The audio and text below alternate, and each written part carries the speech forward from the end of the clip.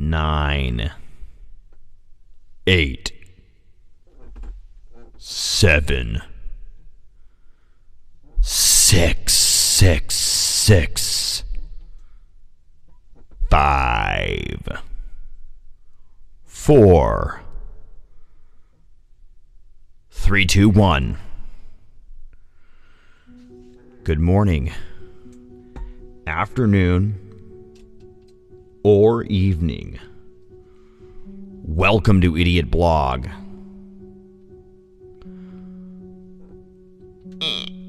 I am your host.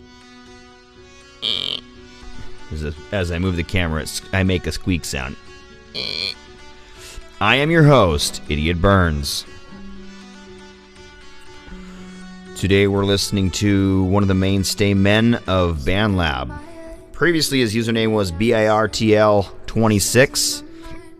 Now it's GH0STM3N. Artist Bertle26. This is a song, Baby I'm on Fire. And you can hear Dave, Big Dog Dave's vocals. He may sound very feminine here. Baby, I'm on fire. Baby, baby, I'm on fire. But that's just this Michael Jackson thing. I kid. I'm allowed to kid. It's my show, okay? And plus I have kids, so that makes me a kidder. So, this is a loop track. Some loop vocals. This is not the sweet voice of Dave. But today we're featuring somebody who's a godsend on the BandLab, a great artist here. Somebody a lot of us have come across and appreciated and enjoyed the music of, Bertle26. And we're going to discuss something kind of poignant. Let me put up that playing track in the player view.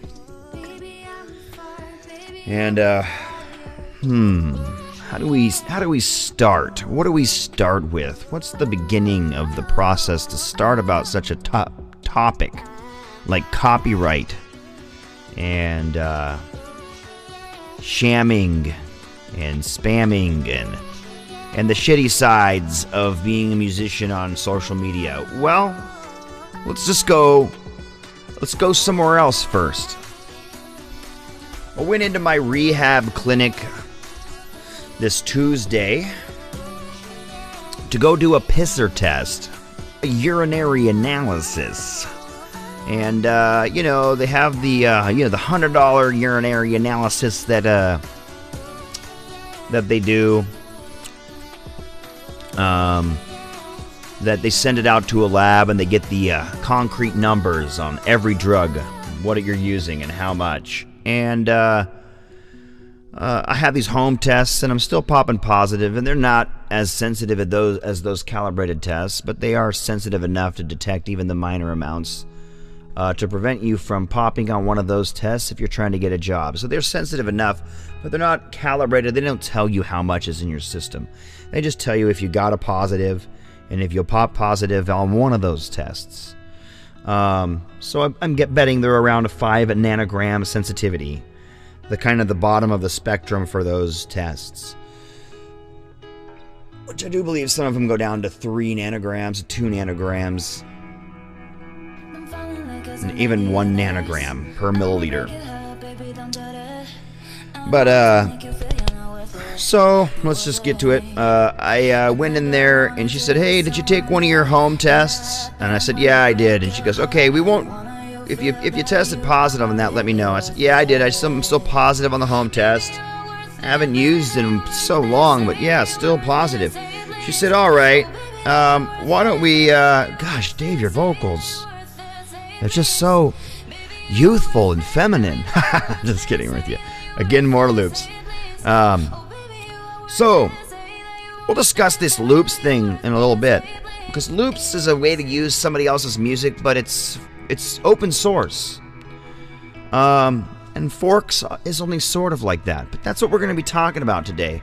But before we do, let's just finish up this little rant that I wanted to go on, just to share some random funny business and to lighten the mood.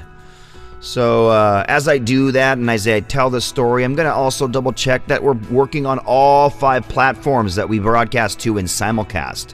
We broadcast to Twitch, Mobcrush, and YouTube at username IdiotBurns.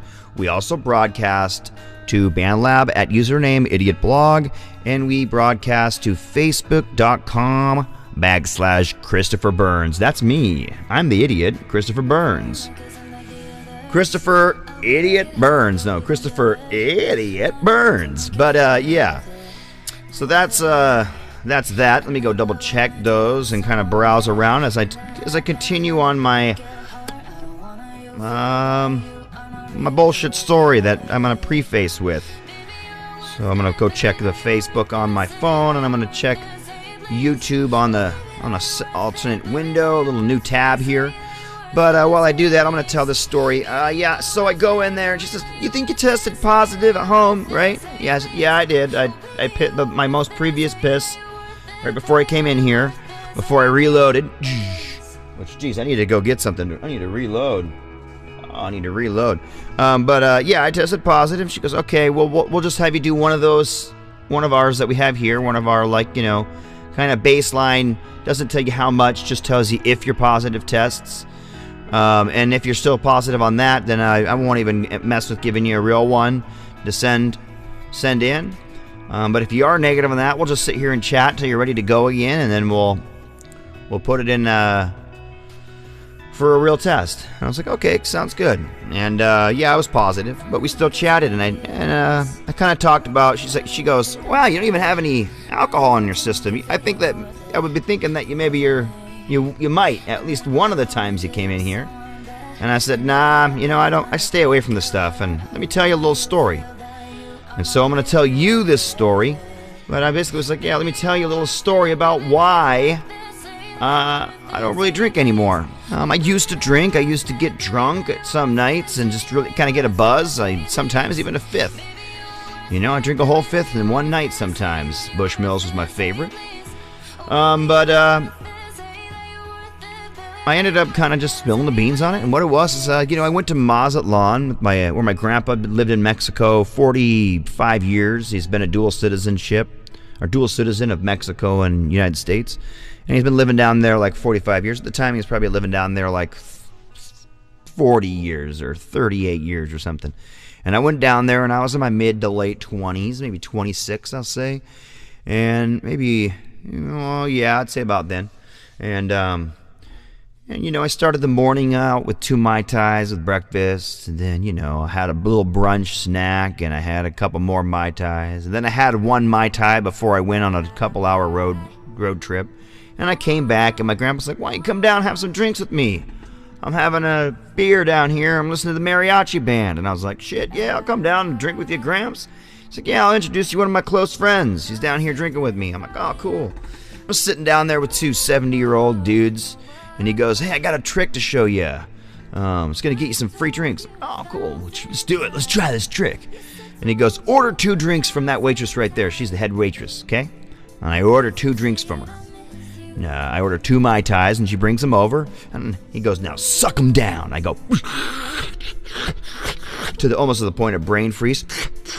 And he goes, "Now go put them over to that table that has a bunch of drinks on it." And I go sneak over there and put them on there, and I come back and sit down. He goes, "Now go to a different waitress and wave her over here." I wave her over, different one, not as tall, but it kind of similar. Got that Spanish girl going on. Well, I don't know what I'm saying there, but whatever. Different waitress. I'm telling you that I remember what they freaking look like all this time later, but. Yeah, I call another waitress over, and he says, "Order 2 drinks." I order 2 drinks, and he says, "Suck them down." I suck them down. And he says, "Put them over at the table over there." And I put them at this other table that has a bunch of drinks. They're clearing this one now. And he goes, "Call a different waitress over." I call a different waitress over. This is the 3rd waitress now. So if you're keeping track, I've had 1, 2, 3, 4 Mai Tais on top of the 5 Mai Tais. So we're at 9 Mai Tais. And I get 2 more Mai Tais. And he says, "Suck them down." I put them on that table. He just put the last ones on. And I do. So now we're at 11 Mai Tais. Put them over there and come right back. It's just right, the table right next to me is filled with like 40 drinks. They won't notice the fucking 2 drinks. And he goes, go to the original wait. Actually, I think I left those 2 on the table. I left those 2. He says, suck them down, just leave them there.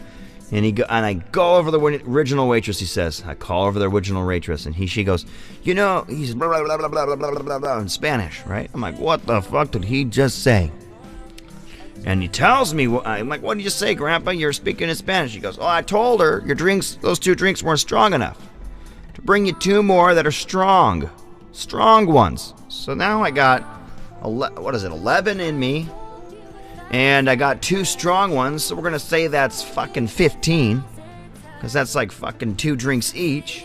And they are fucking strong. I'm like, he said, just enjoy those. I'm like, dude, I can't enjoy them, they're so strong. I get to the second one, I'm like, shit, I'm just sucking this thing down. I can't even fucking taste the alcohol anymore. I'm fucking so fucking drunk. And then he goes, and I also had her bring you this tall glass of water. When you're done with those, you got to drink that glass of water because I don't want you getting sick because I got you too drunk. But you know, that's how you get That's how you get 6 drinks for the price of 2. Basically 8 drinks for the price of 2. It's like damn cool trick, and I was super happy about it. And when I was done, he said, chug it, chug that water so you don't get sick tomorrow. I go, Grandpa, I always drink water after I drink. You didn't even need to tell me I was going to do this when I got back to the hotel either way. Ay, ay, ay, ay, Paquito. Ay, ay, ay, ay, Chiquita. I'm getting drunk now. Ay, ay, ay, ay, Paquito. Ay, ay, ay, ay, Chiquita. He goes, by the way, Chris, that wasn't water. Mazatlan in Mexico. Actually, no. The first time was in Mazatlan. The second time I went to visit him was Puerto Vallarta. That was the 3rd time I visited him, so that was Cabo San Lucas. Ay, ay, ay, ay, Paquito. He goes, surprise, surprise, Chris. That wasn't water. That was a tall 16.9 ounce glass of rum. What? What? And he said, hey, give me your wallet. I don't want you to get robbed. Just keep your hotel card. That should be enough. Actually, I don't even want your mom to get robbed. Just give me everything. I give him everything, so and he takes it to my mom. And I go wandering the beach, just talking to people, I sound like a fucking drunk. You know, I'm fucking drunk. And I'm finally find my way at like 3:40 in the morning, find my way back 4 hours later to my fucking hotel. And he lives in Guadalajara. By the way, that's where he lives. But he comes out there and hangs out with us when we go to Mexico. He kind of helps us get the deals on the hotels and shit. But so yeah, I finally get back there and I just lay down. I wake up puking black for like 30 hours straight. I'm like puking black goo. It's like when your dad catches you with cigarettes and he's like, now go in your room and smoke this whole pack. Don't come out till it's done. And you're like, shit, my friends are waiting for me. And then you fucking never smoke cigarettes again. Well, he fucking did that with alcohol. I thought I could drink like a motherfucker until then. And then I could never really tolerate more than 2 beers after that. Speaking of 2 beers, when I'm done telling the story, I'm going to go run and grab a beer, because why not? It's my day. It's my way. But, yeah, so I was real sick until eventually my parents got me a smoothie, a orange and banana and ice cream smoothie, and I took that in, and oh man, my whole system got back to normal. Kinda. I mean, like I said, there was a good year period where like I'd take like 3 shots and be vomiting. Now I can at least drink some beers and enjoy it. And you know, when I was working my first really awesome job at Amnis, building those really advanced microscopes, those image stream microscopes. I was in a crew. We would drink in the last half of the day. Probably after 3 to 5 we would drink. Sometimes we'd stay there as late as 9 at night, you know, just drinking, eating chips, and working on these machines. And I kind of built my tolerance up slowly, but never in a big way. You know, I could drink a beer like it was water again, you know. But I still never really got past drinking 3 or 4 beers many days of a night.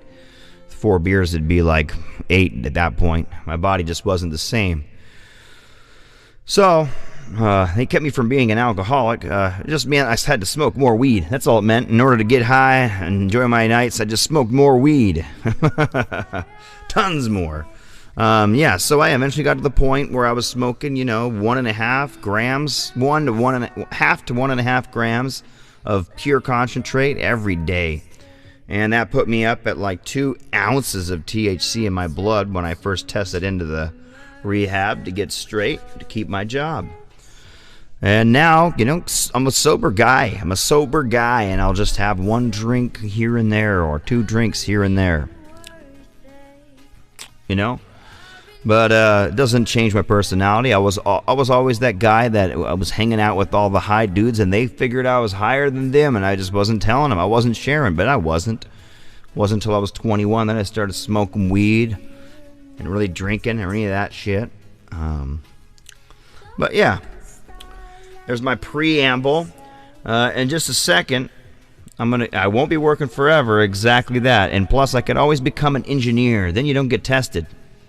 Right? So that's going to be my goal. It's going to push me to become an engineer at Boeing even quicker.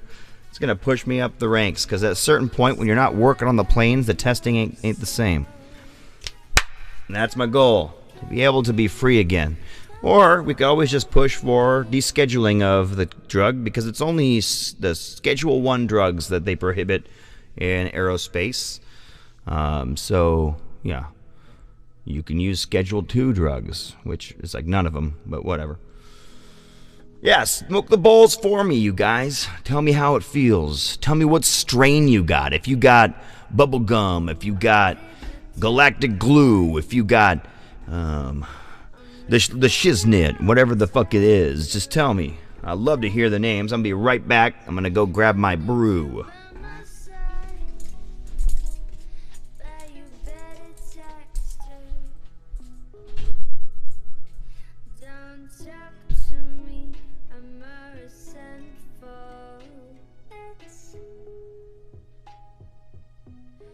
Don't flip my tape. You aren't even worth it. You aren't even worth it. To look at me. To look at me. I mean, good to you. Never touch it. Nice. $400 for an ounce.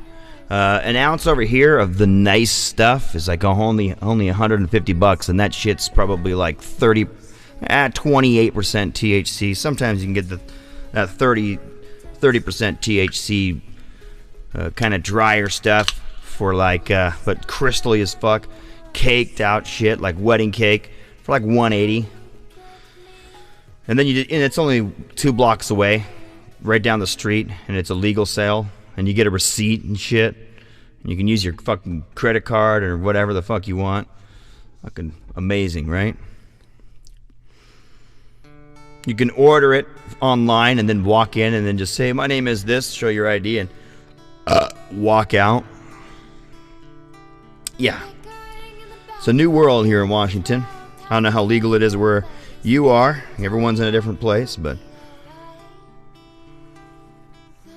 Oh man, I used to grow some great sour diesel. Thing is about sour diesel is when you put that into flour, it's just stretched like a motherfucker. You were like weaving it around like in circles, like in the fucking. I did scrog. I just weaving it around. I'm like, I got one plant taking up fucking 3.5 by 3.5 feet. What the fuck? But it would produce like almost a whole ounce sometimes. So.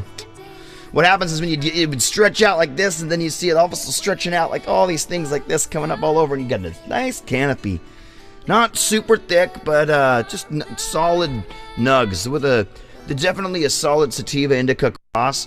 A growth pattern of a sativa and the nug pattern of a indica. I'm at Seattle, Washington. Just actually down closer to Mount Rainier.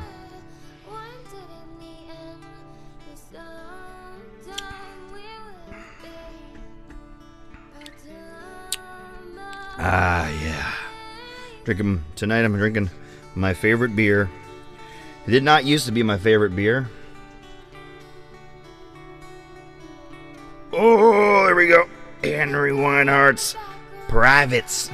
Private Reserve. I just like this beer. It's one of those wet beers. Dallas, Texas. Dallas. What's up, Dallas? My son is over in... my stepson is over in Allen, just north of Dallas, I believe. Allen, Texas. Came over for the holiday season, day after Thanksgiving, and he was here for 10 days. Threw a bunch of flour at me when we got mad, and he was lying about what he was saying and whatever. He's in a struggle. He's in that young age. He's pubescent and happens. Threw a fucking giant thing of flour at me. He did not hit me. Wished he did. And that probably would have been funnier if he did.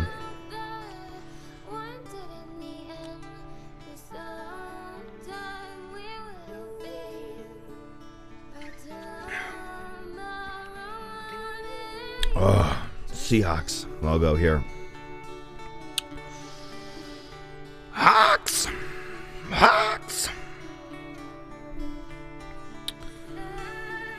Yeah, we're listening to the artist Bertle26, and this is featuring at Brittany Spencer.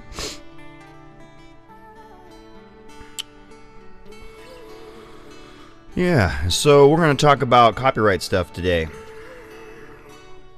I'm going to read something from Mike from BandLab. I'm actually going to put it on the screen, too, while I do that. We'll keep listening to this artist while we do it, because this guy's a solid dude. I believe his real name is Dave. Don't quote me on that, but I think I got it right. He did get rid of his account during the whole sexbot thing, and now he's got a different username. You can find Bertle26 not at Bertle26 anymore. You can find him at GH0STM3N. Ghostben with a 03 in it. All right. So let's talk about this. So on BandLab, you have a thing called a fork ability. Fork. A fork allows you to share your music that you made. I'll talk about the year in review after this, actually, or maybe. Yeah, I think I will, since it came out today.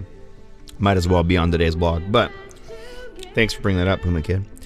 But a fork is something where you kind of release your music to the public, and you also release it to the collaborating / inspirable musician. And what you do is you allows them to open up your song in the mix editor. If you have stems in there, just bass and guitar and drums, or if you have the mix down from a separate DAW, it allows them to go in and addition, download, publish a version of your song with their additions, and heck, they could even publish it with no additions. It does not give them the ability to release it on major platforms without additions, and it does not give them the ability to release it on any of these other major platforms without giving you credit. And heck, if you have already done your own due diligence and you've released it on YouTube under a BMI or ASCAP kind of thing, you're going to be protected when they go and they release it on YouTube, they're going to get demonetized. If at all money is being made, it will go to you now. And that will be up to you how you either take the money or you just take a portion of the money for that section. Like, let's say they featured it on like a blog like this, and the blog was an hour and a half long, but only 5 minutes of it had your song. You may not ask for the entire monetization. You may be cool about it and just go, I just want that little portion. Or you could be aggressive, because it'll be up to you at that point, and you could ask for the full monetization of that. Or if, like Rick Beto, guy, that really cool artist out here who breaks down songs, does a breakdown of your song, he will get a chance at it. They will get a chance at taking all the money from his million views or whatever. Now, if you put it on something like iTunes, Spotify, and the likes, you're going to get a thing where they're going to pull you down.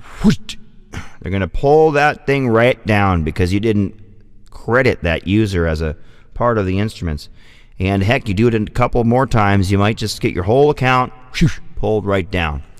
It might not be the first time. They might just get rid of that one song the first time, but you might get investigated further, and they might find out that you violated other things. They have algorithms for this. It doesn't even require people. Algorithms. Yep.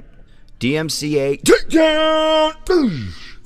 And the reason why we're talking about this today is because there was a guy, Equinox official, if you want to look him up. I don't recommend you go harass him. Group harassment's not cool, but sometimes it's necessary. It's a part of what we call cancel culture.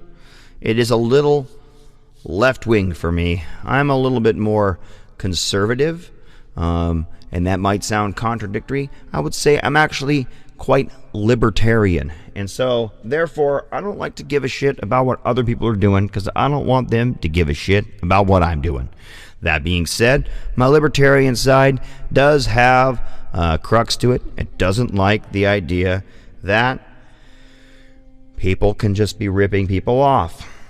I might want to be able to be ripped off, and I might find it flattering. I fucking wish Weird Al fucking covered my music, but that is not what we're talking about. We're talking about the protections that were guaranteed. So let's get to the gist of it. Let's listen to what Mike from BandLab had to say about when this goes down. Let's go to my photos. Don't look at that picture of my huge penis. Just kidding, there isn't one, because if I took a picture of it, you wouldn't be able to find it without a microscope. Okay, Mike says this to the user. To clarify, well, what did he say? He said something along the lines of, if you make your song forkable, I could fork it, and it's like an open source code, and now I can do what I want with it. And he got called out by Mike from BandLab. And what did Mike say? Mike said, Mr. User, to clarify. This is weird. It's not all the way on the screen.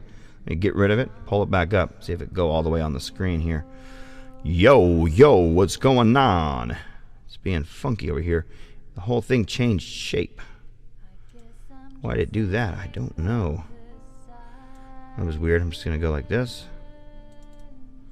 Go here.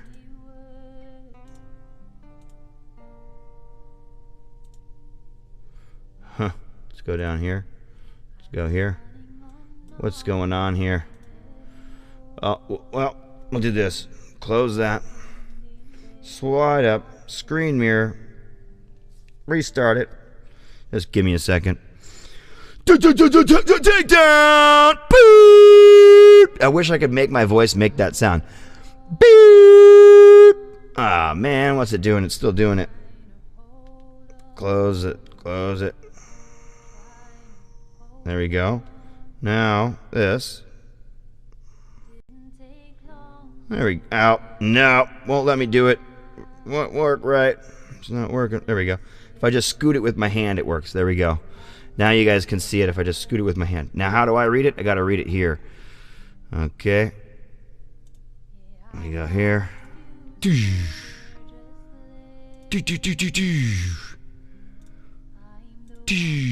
Nope. There we go. Okay. All right, you guys can see it, so you know I'm not fucking making it up. But here we go. He says, to clarify, enabling forking allows a user to add the track to their library. What that user does with the track is purely up to them.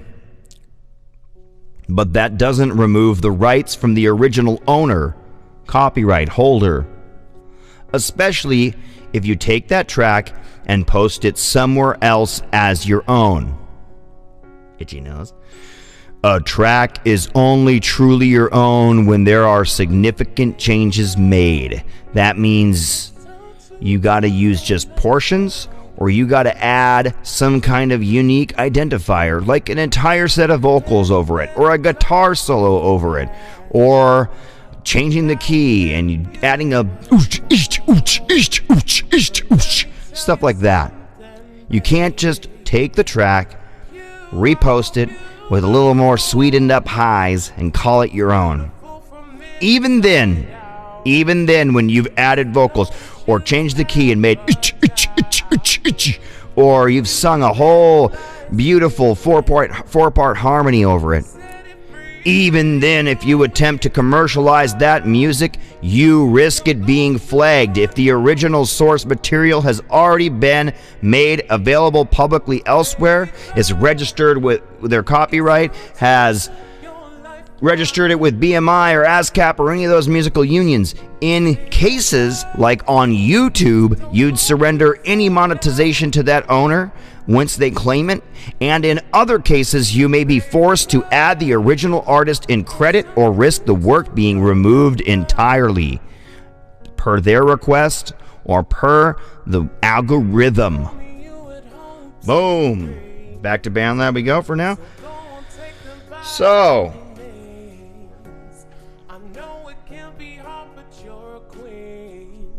let's see who this is.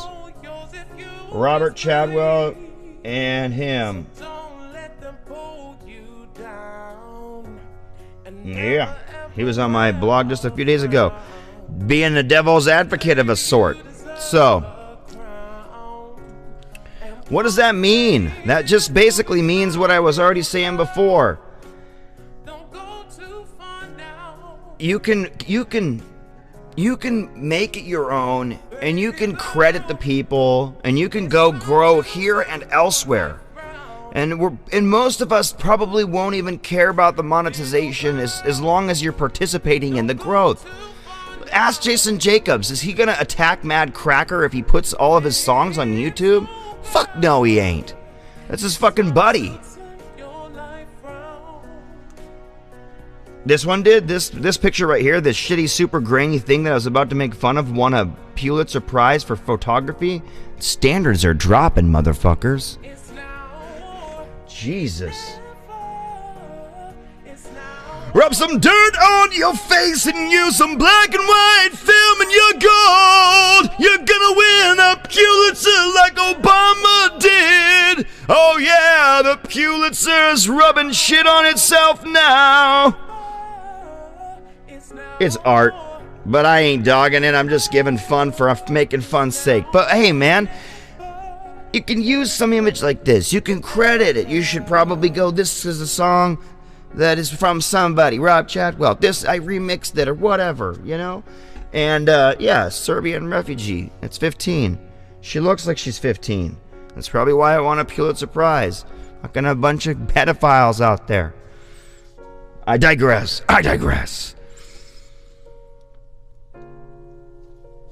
No, it won because it was highlighting a very dystopian state of life in another far part of the world.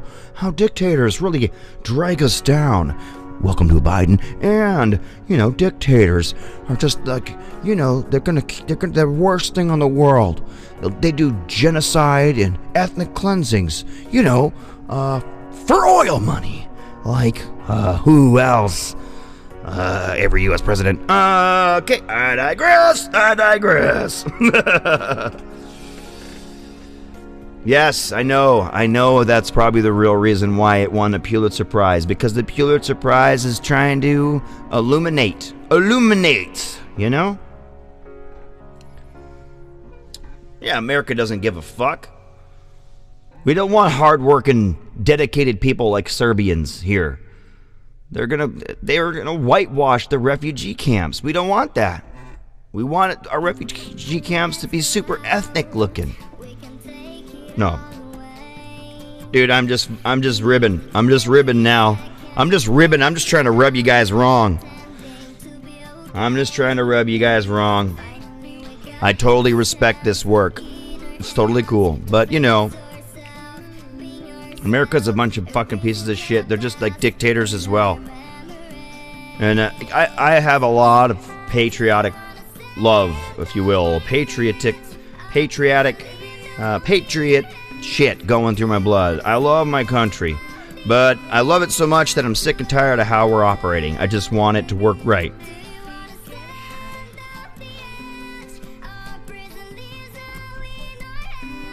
Yeah, you're probably part Serbian, bro. It's probably carnal. You can't help it. We all got a little bit of it. I'm a Belarusian. You can tell the flat back of my head doesn't give it away. How about my dark eyes? The dark circles around my eyes. You could say it looks a little Italian, but my eyes aren't like that far apart. They're all super close. It's a Belarusian. Right next to there. But what I was going to say is, when you fork the music, you don't just go put it up. You don't just take somebody's 15-minute track, mine I'm talking about now, Killer Fantasy, my #1 track this year. You don't just take it from me. Don't add anything to it and put it on Spotify like it's fucking yours. That happened. Just this month, just this week, whatever it was. That user, Aquanix, he did that. It's a 15.5-minute track with extreme drum programmings, all kinds of shit, right? And you know, and I did the guitars, and that took me like 5 hours, and my back was dying after I did the drums, sitting there editing these drums while my wife's going, Jesus Christ, can you stop drumming in the living room, basically? Then I fucking did the guitars for 5 hours. I was so tired I couldn't even get to the bass. Usually I do them right in a row. Then I did the bass. Then I did synths, like 3 synths on the track. 15-minute song with like 3 guitar tracks, a bass track, a drum track, and like 3 different synth sounds. It's a fucking 8 tracks of 15 minutes of work of trying to be like a fucking perfectionist. And, dude, Aztec for sure, dude. Hell yes. Ancient blood, bro. The Aztec blood. Central African blood. Siberian blood. Native Australian blood. Well, that's like the ancient blood, man. I got like a part Jew, part German, part Belarusian, part Irish. I'm a nice little blend, kind of from a whole band across Europe, Asia, and the New Island, not the New World. And then, you know, my family came to America in the 1600s, or no, 1500s, late 1500s. And another half of it came in the 1600s. And then those blended together and then left in the 1680s, went back to Europe, and then came back here in the 1930s, early 30s. So it's like whoosh, whoosh, whoosh, whoosh, whoosh, traveling all around the world. My people were farmers, you know. They like growing shit. I like growing shit. I felt like I was connected to my family when I grew marijuana, to my ancient history. But yeah, we're listening to an amazing artist. Somebody's a contributor, somebody's a forker, somebody's a mixer, somebody's a loop maker, loop user, instrument player. And we're talking about the fact that you don't steal that effort and that work from somebody and call it your own. You give them credit. And credit where credit's due. And that being said, I leave all my stuff forkable because I'm here to mix, to mingle, to get. I want to get forked. I'm gonna bend over just so you see. I like to get forked. Fork me, okay? You know. And that's what we were talking about today. We talked about it a little bit in detail, and we got more to talk about it because, you know, there's a guy on here. We all love him. His name is Matt Dunlap, and he's been on the chase for a while since this one guy kind of got caught, I would say, by Matt, or got called out by Matt. His name is. Well, I'll leave his name out for now, but his name doesn't matter, but he got called out by Matt. Some of us know who he is, some of us don't. And, you know, I reached out to him today, and I didn't get a 100% read in either direction, right? But I had a kind of nice, open discussion with him. It was not Equinox, it was a different guy. In real life, he shares my name. He's also a Chris, but on here he goes by a different name. He goes by a kind of an. Well, some of us musicians do it, and I just called myself Idiot Burns for a long time, but the guy he kind of you know, he kind of got caught you know, busting with some YouTube stuff, perhaps. And Matt was so sure. Matt was 100% on it. So it was bugging Matt. And Matt went around and let people know, look, this guy's not for reals. You know, he's yoinking stuff off the internets. He's good with manipulation. And I wanted to believe Matt, but I also wanted to give this guy a chance, because I came at him. And the guy said, you know, here's my phone number. Let's talk about this. I don't want you to think ill of me. So I did have a phone call with him tonight. And he seemed like a real nice guy. He seemed like a real legit guy. That doesn't mean that he is or isn't doing this. But he did seem like a good guy. And, you know, so was Liam Burns. And Liam Burns had some bigger balls than most of the guys who get accused of this. And he said, yeah, I have been doing it. Let me just delete my account and walk away. I don't feel shunned. I feel a little attacked, but, you know, I felt like I had a reason why I was doing it. I was doing it for the people, you know.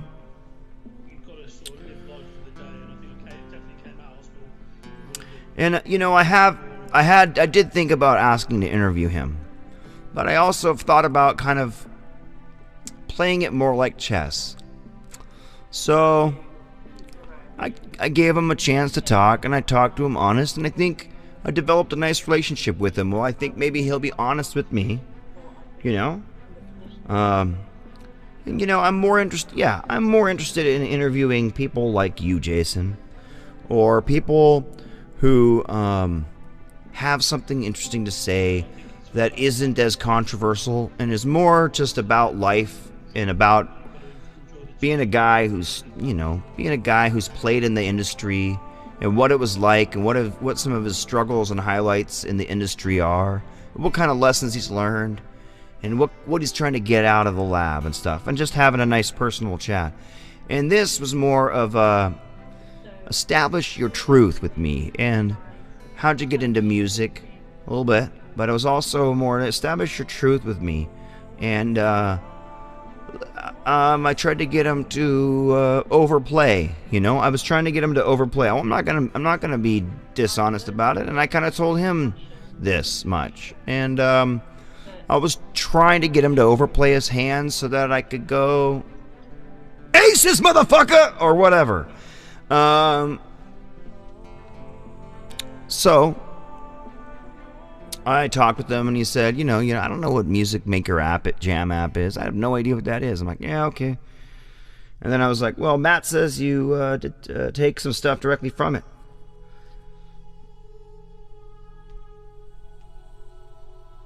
I get that, Jason. I get that. We're not talking about Equinox. We're talking about somebody else right now. So, and I get going on the offensive, and I get I get that because sometimes that's the slap in the face a guy like Equinox deserves. But other times, maybe he's just a guy that plays like at that stoner level. I'll call it that stoner level, where like he smokes too much to be good, and he never dedicated himself to his instrument. He dedicated himself to his job, which might have been helping people. You know, who knows, right? So, I think I kind of got through with him with my honesty, my truth, right? And I talked to him, and I thought maybe he was coming across truthful, and I don't know yet 100%, but right when I was done with my call, Matt said, "Hey man, what was your call like with him?" And I said, "Hey, you know, I don't know." And I discussed how I am discussing now, how I was sort of on the fence. I felt like he's maybe 80% truthful and 25% sure that he's bullshit. So I don't know. I'm still like, you know, these are conflicting numbers. These numbers don't line up. You know, I got 5%. Who knows what the fuck's going on? It's extra fucking fucky. So he said, "Hey, what do you think of this?" He sends me a link to the YouTube account of that guy, and it says, you know, who's on what instruments, and I listened to it, and then he goes, "Now listen to this. This is the loops from the app." And I listened to the loops from the app, and I listened to his, and he's got like an extra instrument in it, and it sounds like it's real up high, and it's like supposed to be his sister singing the vocals, right? So I go to my movie downloading app, and I put in the YouTube link, and I download the audio from it, and I go to my Anytude app, and I take it down 3 notes, 3 semitones, 1.5 steps, and I speed it up about 5%, and now it sounds exactly like the loops. So it wasn't a real band, like it said in the description. Does that mean we figured him out? No. It means that that piece of information right there might have been that he was using that piece of music as an advertisement.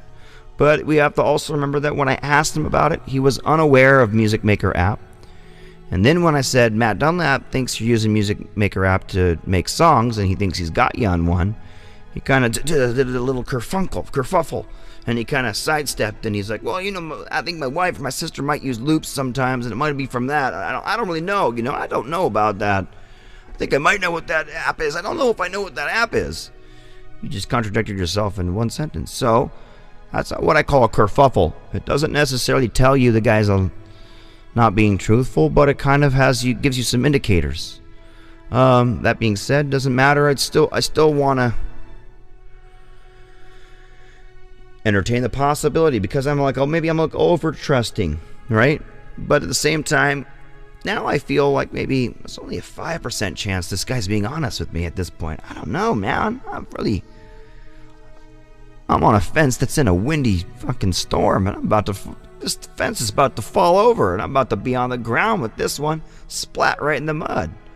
So, yeah.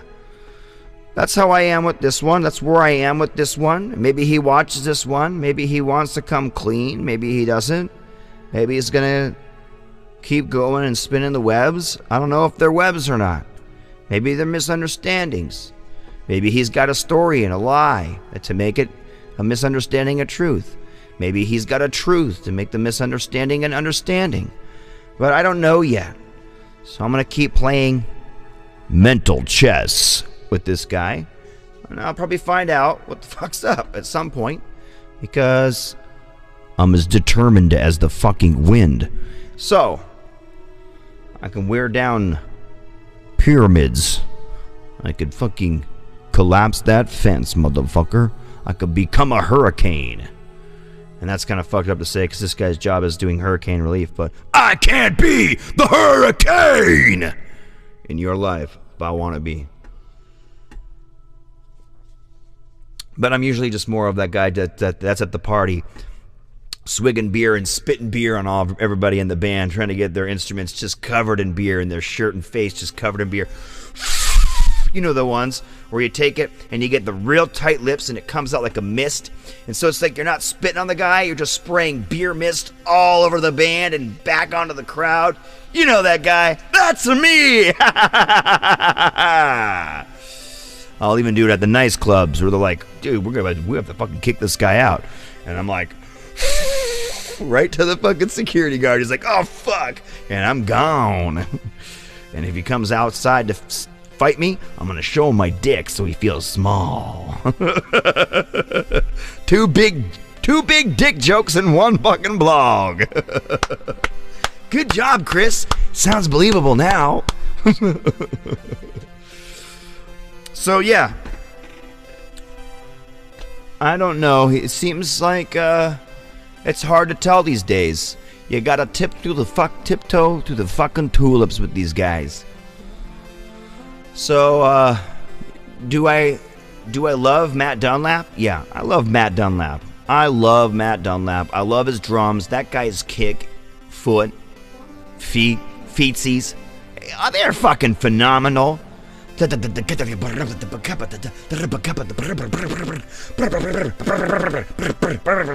like fucking, his fucking feet are better than my hands on the drums. Jesus Christ, bro. So yeah, that fucking guy, I'm gonna stay with that guy as long as possible. Plus we fucking both work at the same place. We're both boners, if you will.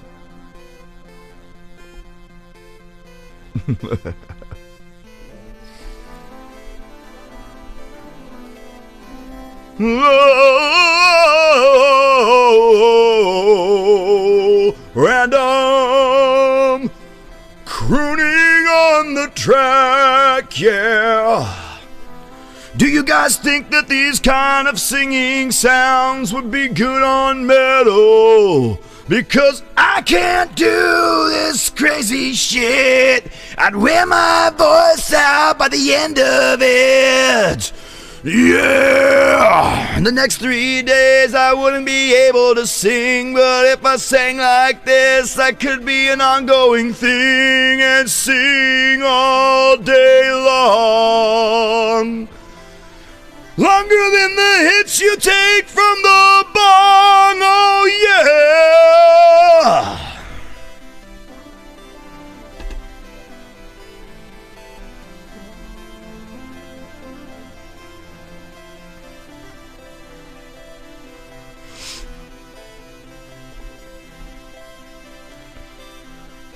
Why you stealing my music, Equinox? I'm gonna shut you down like a bomb on Fort Knox. I'm gonna take you down, punishable by putting your balls to the walls. Yeah, got your balls to the walls. Balls to the walls! Yeah, balls to the walls!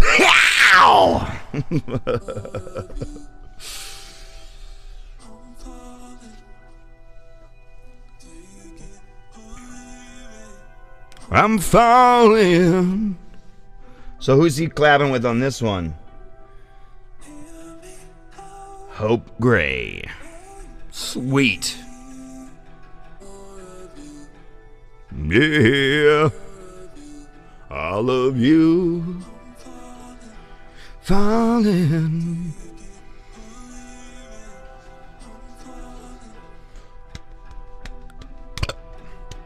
"53 minutes, my lucky number.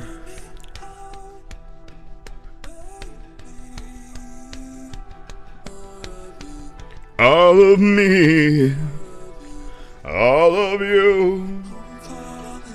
I'm falling. Believe it, yeah. So what do you guys think? Is this are clean vocals like this? I mean clean, they're not that clean because my voice is just kind of nasty. But you know, are these kind of crooning type vocals cool to have on the kind of metal I make? Do they work? Should I do a whole blog where I just croon improvisation on metal?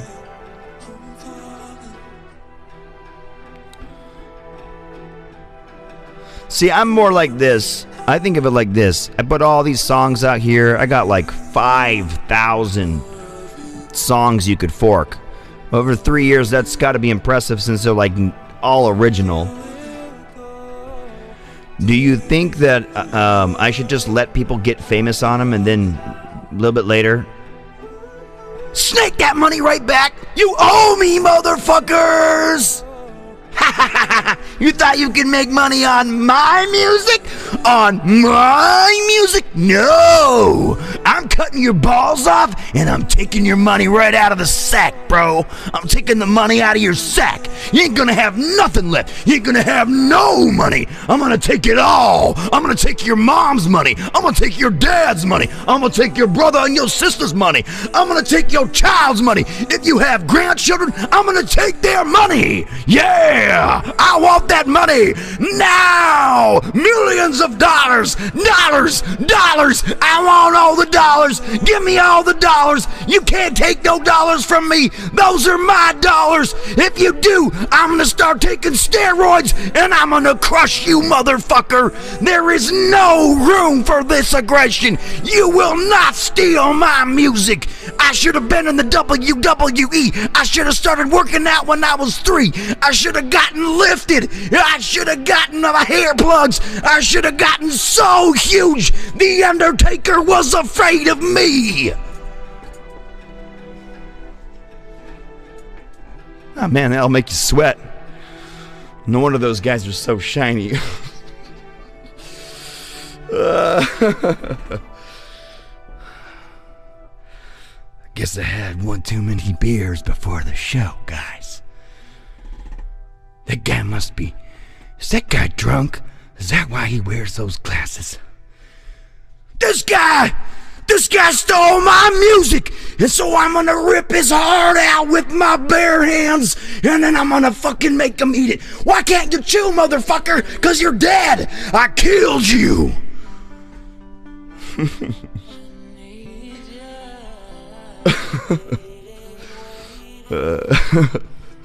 Sorry, that's not the weed or the beer. That's just me.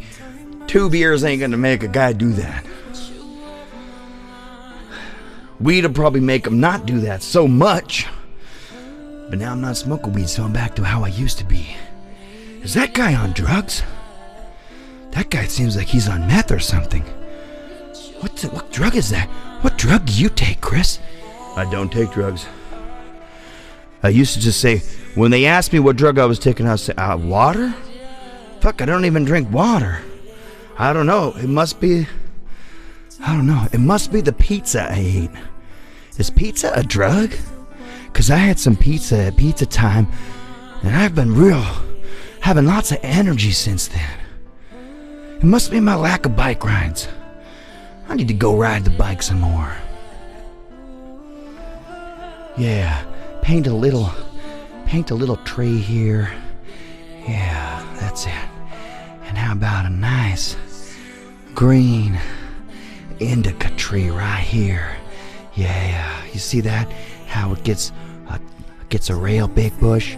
Yeah, that's how you know it's an indica. You see this tall one over here? Kind of stringier? That's a sativa. You see this little one? That's a ruderalis. But it grows all year long. That's why we love the ruderalis.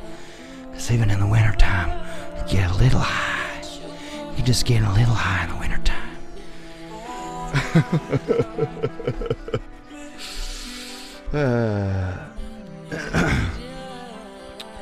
Yeah, you're right. That is my favorite music.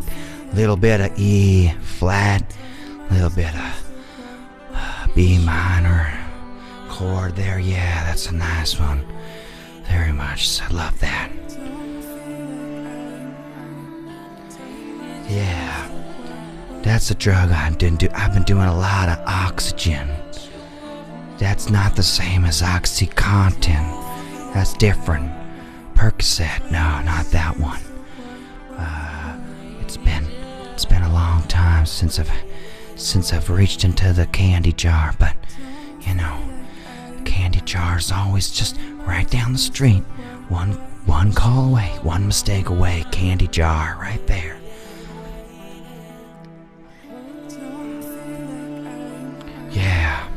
Holy Grail says, Holy Grail's here saying anal sex will get you high. What? Is that? Oh no, you just said sex will get you high. Oh man, I added the anal on my own. Just to make things gross and cringy and make you go, whoa, what did he say there? Whoa, did he say anal sex? Oh man. I'm having fun, you guys. I'm having fun. I'm just fucking around with you guys. I'm having fun doing voices. Because it was a deep topic. We had to get loose. We had to loose the goose after that.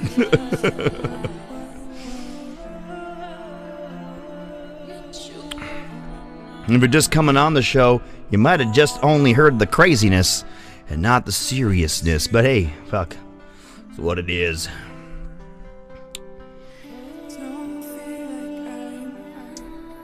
Oh, yeah. Yummy. Oh, this guy over here on BandLab says, follow me, please. Follow me, please, please, please. All 25 of you viewers, 26 now, just follow me, follow me, follow me. I have this button here, right here. Follow. How about I restrict you? You're restricted. Restricted. You can't talk anymore. You made it now so you can't even talk anymore. Yeah, you like that Carillion ship? Hey, Margab, are you still here? Can you tell me who the owner of this Carillion YT-1300 is?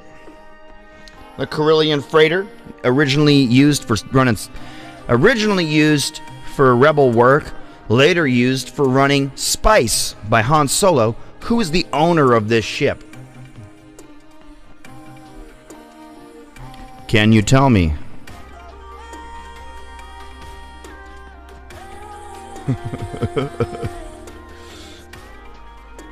I'm gonna tell the answer in just a few seconds here. You guys can name who is the owner of the ship. Yes, Jason Jacobs got it. Lando Calrissian is the owner of this ship.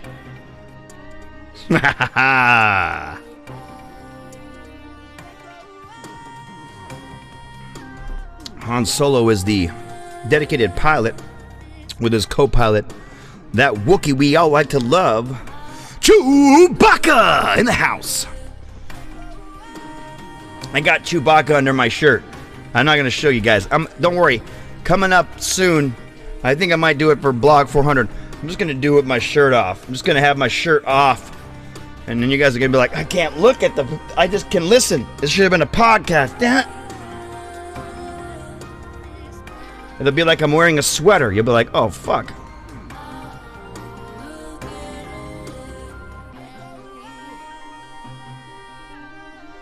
Yeah.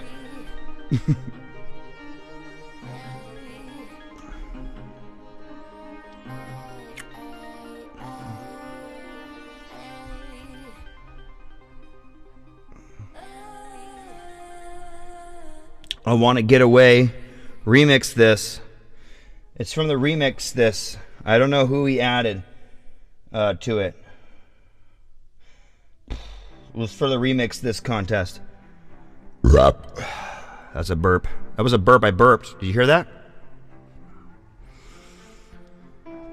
Why are you so attracted to Taylor Swift? I don't know. I'm more into... I'm not so into the Taylor Swift. I'm more into the...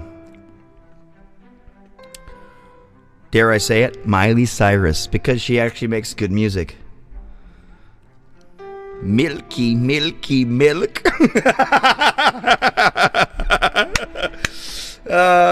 Milky, milky milk. Hence the sarcasm with a silver lining of truth.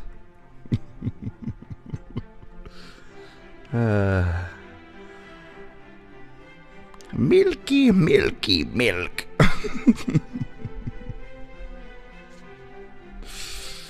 Yeah, I like that. I like her work with the what are they? The flaming lips. Yeah, the flaming lips. Very cool. Very cool. Better than most pop music, just to say. Christina Aguilera. She's got pipes! That chick can sing! Damn! Damn! She can sing. She's a true musician because she has the immortal instrument of the voice. When the world goes to hell and no one can even have time to make instruments and all the guitars have burned up, there'll still be vocals like that will haunt you and send shivers on your spine. What? When you hear it.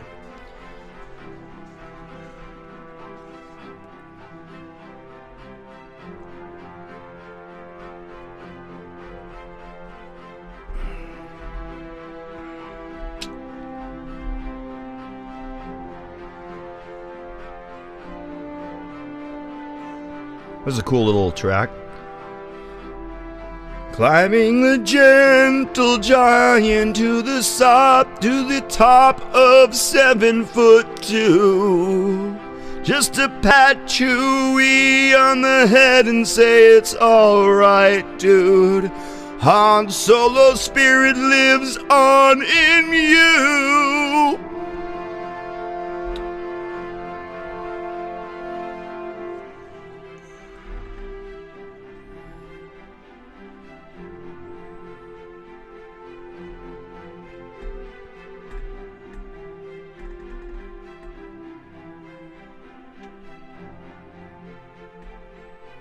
Very cool.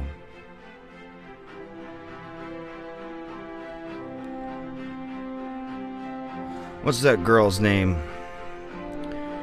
Lita Strauss? Does that sound right? Does that sound like the girl's name? Is that a name? Nita Strauss? Jason, do you know what I'm talking about? Nita Strauss?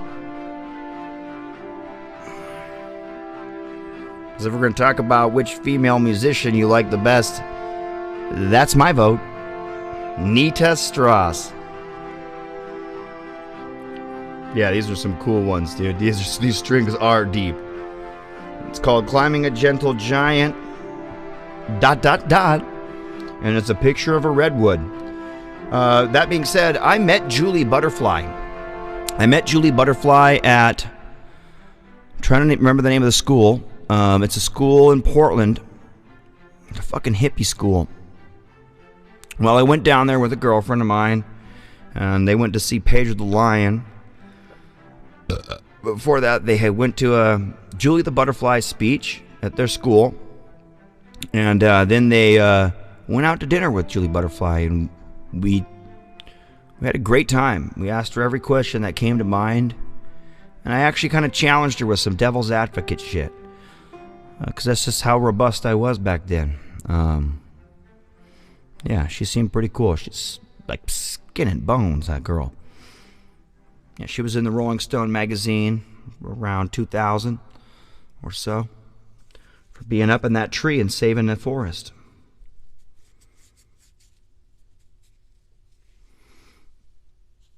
Who is your favorite female guitarist? Mine is Pat Benatar, I believe.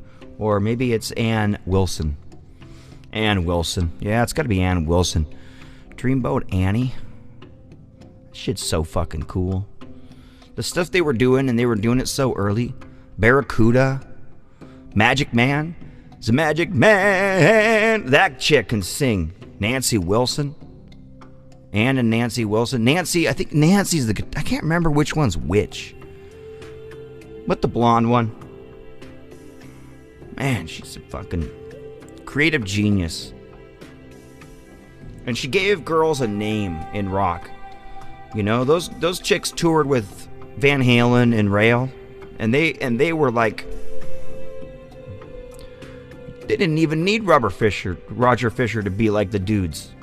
They are like the dudes. They are right there with the whole crew of that 60s and 70s scene, hitting that punching bag just as hard. Nancy Wilson is the guitarist. Ann is the pipes. Not many people can sing as good as Ann Wilson, and not many people can play as badass as Nancy. And those were sisters. That's like Dimebag Darrell and his brother. Which is so sad. We miss you both. You know? Abbott brothers. You know, I know there's 2 other dudes in this world that miss you more than anyone else. And probably regret not reuniting the band before the time was gone. But Joan Jett's awesome. Yeah, Joan Jett's awesome. She's kind of, she's out lying on her own, and she does her own thing, and she's, you know... Yeah, Lita Ford. Lita Ford's cool. Lita Ford's badass because she plays a fucking warlock. She plays a fucking BC Rich and shit. Yeah, all the girls from the Runaways. Oh, Runaways!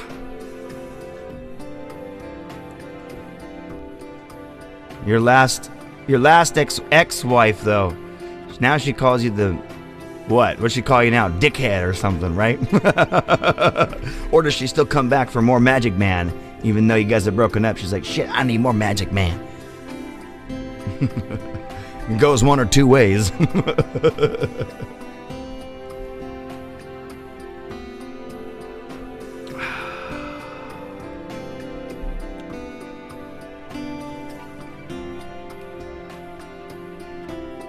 Amy Winehouse.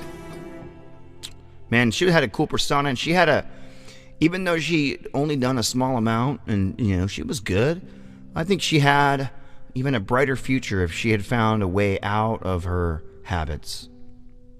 Let's just say that. And that's so true of so many that we lost at such young ages. They had bright futures and that's what we really ride that fact that they had so much more to offer and they never did. Courtney Love. I never liked Courtney Love. I never liked anything about Courtney Love. In fact, I just recently posted one of my groups, a Seattle music group, about how there's no way that Kurt Cobain could be laying down and hold that gun up while on heroin and then shoot himself, and then that gun just be right on his lap. Those guns shoot right out of your hands. Those self-reloading guns, they fire back into the stock, the butt stock, and you got to have that against your shoulder. You get a kick. And if you have it up in the air like this and you fire it, and you're not Arnold Schwarzenegger, that shit's going right around. That's why Arnold Schwarzenegger was doing this. It had this kind, because it wasn't a reloading kind, so you could hold it out like that. But when they're the kind that fire back and reload the next cartridge, those are not the kind you can hold like this. They fly right out of your hand, hit you in the face and shit. There's no fucking way. And yeah, Dolores, you know, she was going to have a comeback. She was going to have a damn comeback.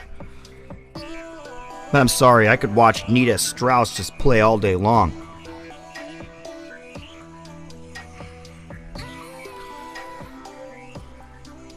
My favorite guitarist right now, it's kind of a toss-up. And it's a toss-up between two very interesting folks that do not really line up in any sort of way. It's a tie between Dokken guitarist George Lynch and his work with KXM and the guitarist of Animals as Leader, Tosin. I've got Tosin Abasi. What's his name? Tosin. What the fuck is that guy's name? I always forget these names. Tosin Abasi. That's his name, right? Yeah. He's like the Russell Wilson of guitar. Those are my two favorite guitarists right now. I'm always waiting for something new to come out from them. And then, of course, I love James Hetfield. I absolutely love James Hetfield because he's like a master rhythm maker. I don't think that he's necessarily creating the most unique stuff. I think he should be taking more of a journey with his music and not rehashing his past. But at the same time, it reinvents his past. It's very cool. I'll have to look that up. I don't know Emily Haynes. She sounds like she was in Harry Potter. Was she in Harry Potter? Just fucking kidding. So I was going to talk about something. Hey, we had some cool stats pop up today. We got to have some fun with that. Let's check out some of my stats that we got to pop up. Here's one.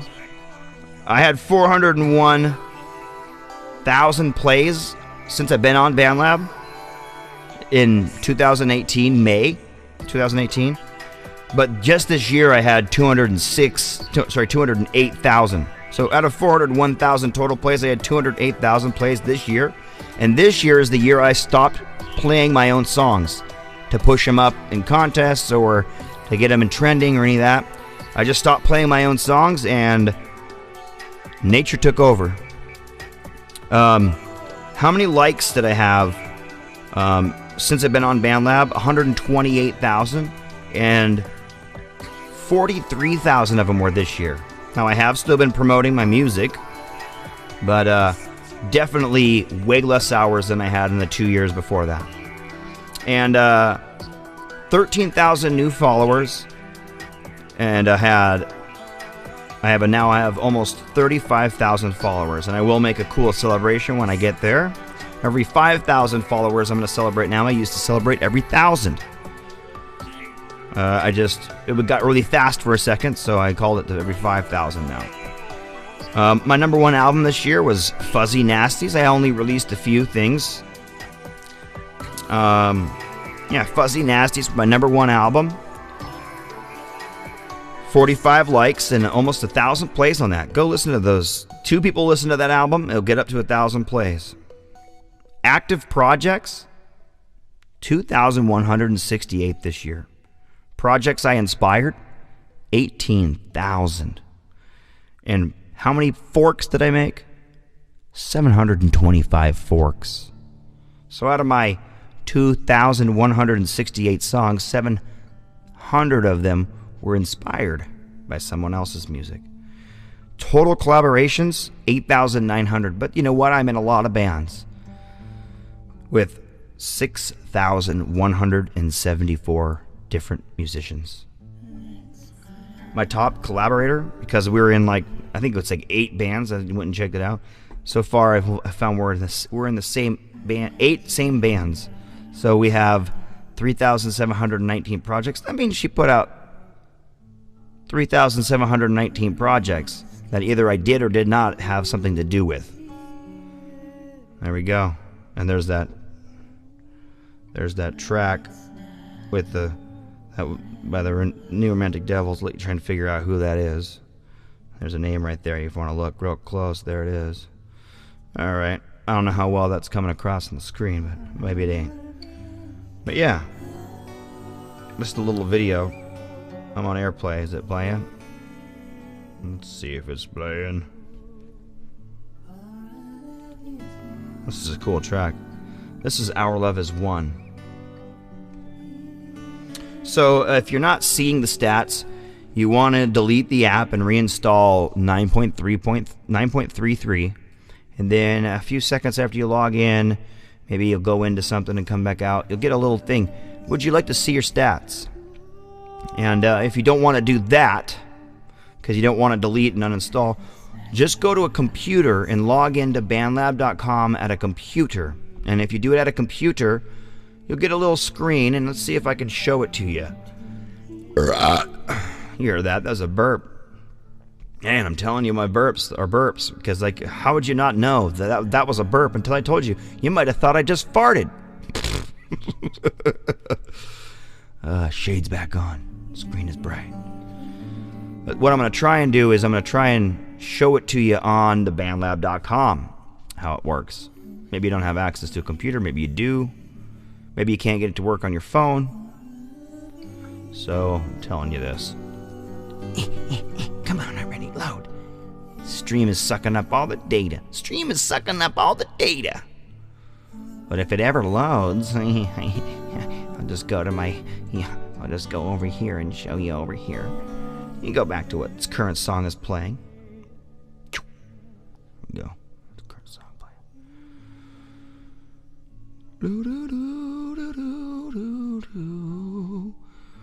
All right. So, If you are, let's see if it'll go over here. Doom, da doom, doom, doom, da doom, doom, doom, da doom, doom, doom.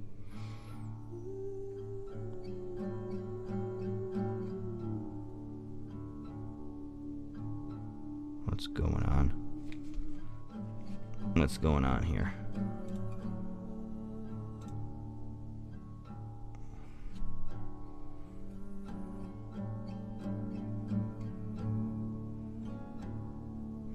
All right. The screen mirror is a little delayed, so let's do this. Choo choo choo choo. Choo choo choo choo.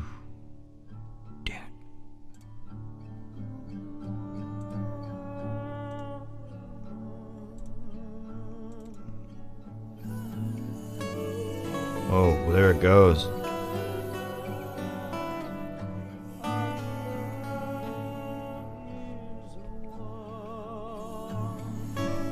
So there you go. If you go into, let's see if it's working on my, go in here and see. Okay. If you go into BandLab. Oh, it's covering my face. Never cover your face. They won't know if you're still there or not. Yeah. You go right here and see on the top there in your banner, once you sign in, it's going to be in the top of your feed. You're just going to be able to go right and click that right in there. It's going to be like, you just click it. Get your stats. Boom. This would be the stats for the blog. Wonder what they're like. Pretty good, actually.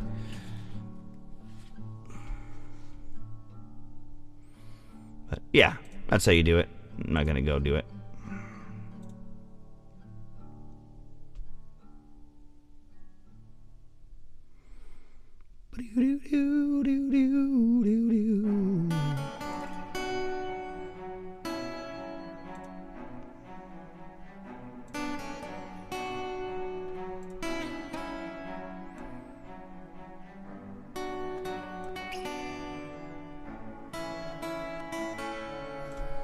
There we go.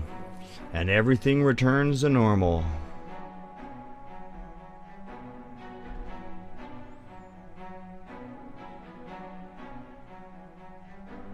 My wife comes on here and she says, "Oh, a blank screen."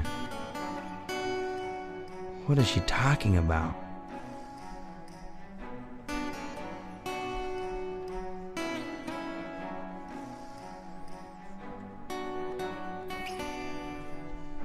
Dancing with the devil.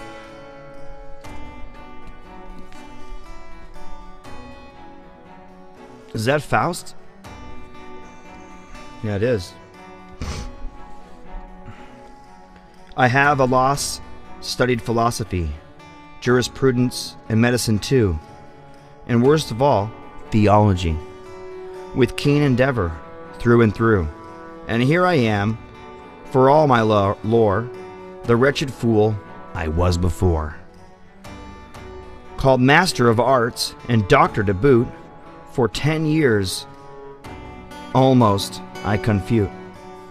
And up and down, wherever it goes, I drag my students by the nose.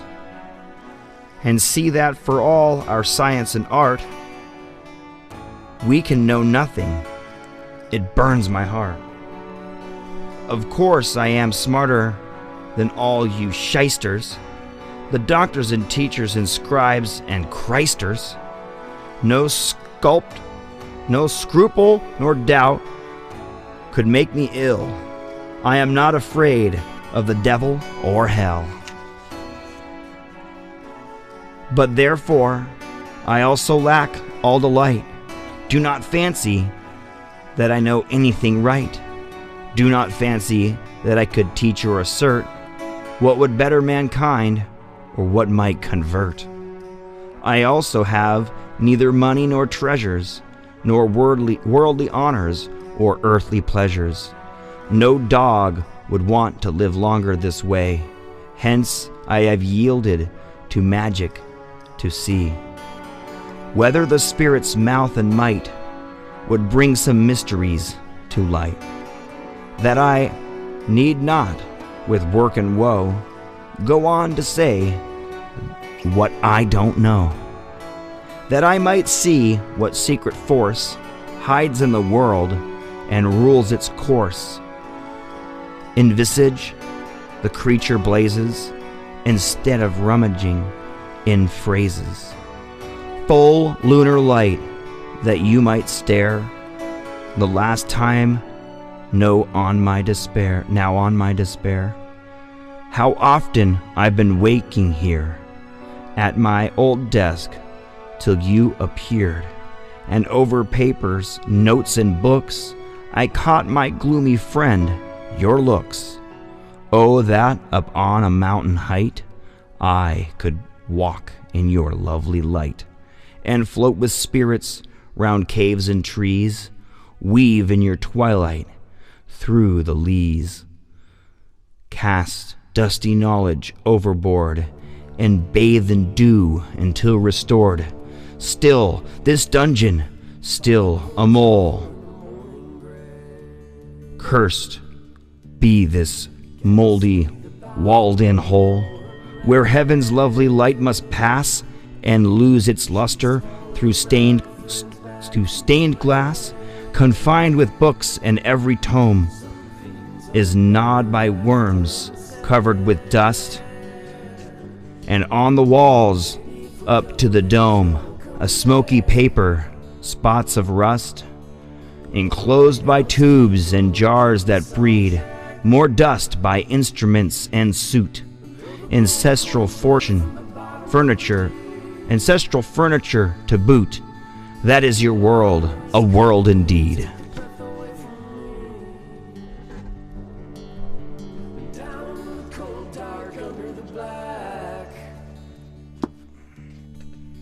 Faust, if you haven't read it, it's poems to the devil. It's an argument with the devil in poetry. It's pretty cool. You should read it if you haven't. There's a really good translation from German to English right here. You see this one? Probably the best translation. It's cool because in this version I have, it's in German on this side, and it's in English on this side. Very cool. You can literally turn to any page and it's as disheartening as the Bible is enlightening, but in a beautiful way that grows your spirit.